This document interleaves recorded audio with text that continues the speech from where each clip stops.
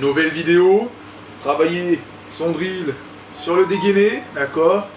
Toujours pareil, aussi bien ça peut vous servir pour le TSV, l'IPSC ou du travail tactique pour les professionnels, d'accord? La dernière fois, vous vous rappelez, on a travaillé sur du shadow. Aujourd'hui, on va faire le même principe sur du travail au sac et on va sortir de l'axe comme si c'était une palissade, un mur, d'accord, boum, et on va venir dégainer sur un côté. Donc pareil, on pourra travailler avec différents objets pour augmenter la difficulté, type gilet lourd, gilet pare-balles, gilet lesté de crossfit, des poignets lestés, etc. pour augmenter sa dextérité, d'accord? Et augmenter la rapidité de mécanisation, bien entendu.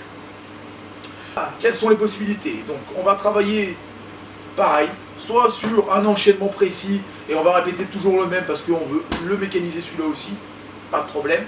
Ou sinon on va travailler sur du libre, d'accord? Derrière, soit à son initiative, soit à l'initiative d'un partenaire avec qui on va travailler, on va envoyer du contact à gauche ou du contact à droite. On peut aussi augmenter la difficulté en venant se décaler, boum, et sortir en se mettant à genoux. D'accord? Toujours pareil. Essaye de le driller à vitesse 1 pour éviter quoi? De vouloir faire trop vite et de créer des erreurs, hein.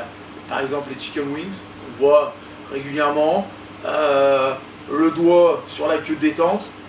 Là pour le moment on est au dojo, mais si on n'arrive pas à régler ce problème là, quand on va venir le driller au bench, ça peut créer des incidents, ce qui est pas terrible avec une arme à feu. Donc non, on va éviter tout ça, on va le driller au dojo le plus safe possible pour après pouvoir aller au range et que ce soit le plus sécuritaire possible, d'accord? Même si on travaille avec des professionnels. Donc, le travail, ça va être quoi? Je l'envoie à vitesse 1, boum, boum, boum, bam, boum, boum, boum, boum, boum, boum, contact à gauche, boum, je suis là, je viens de ce côté-là.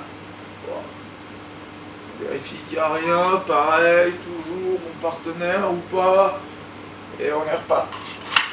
On retravaille. Donc ça, tout ça, ça peut être fait sur des séquences d'une minute, sur des séquences de 4-5 phases, avec des partenaires, sans partenaires, etc.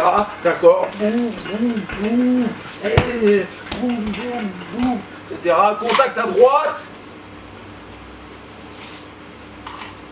Et on est reparti. Boum, boum, boum, boum, boum, boum, boum. On peut le faire plus intensément en augmentant sa vitesse de frappe, d'accord? En augmentant le temps de frappe, ce qui va permettre d'augmenter les battements du cœur, augmenter la fatigue et le stress, ce qui permet de retravailler des conditions les plus proches de la réalité. Et ensuite, on va pouvoir le travailler aussi juste en hop, contact à gauche, boum, je repars le plus rapidement possible, hop, contact à droite, boum, possible, sans faire une vérification jusqu'au bout, histoire de travailler encore plus le stress. D'accord? Donc, on n'oublie pas, toujours travailler en vitesse 1, maximum, et après quand on commence à être bien au niveau de la mécanisation, vitesse 2, et plus tard, 3. Mais rappelez-vous, quand on arrive à la vitesse 3, c'est qu'on l'a déjà fait à peu près 1 million de fois. N'oubliez pas.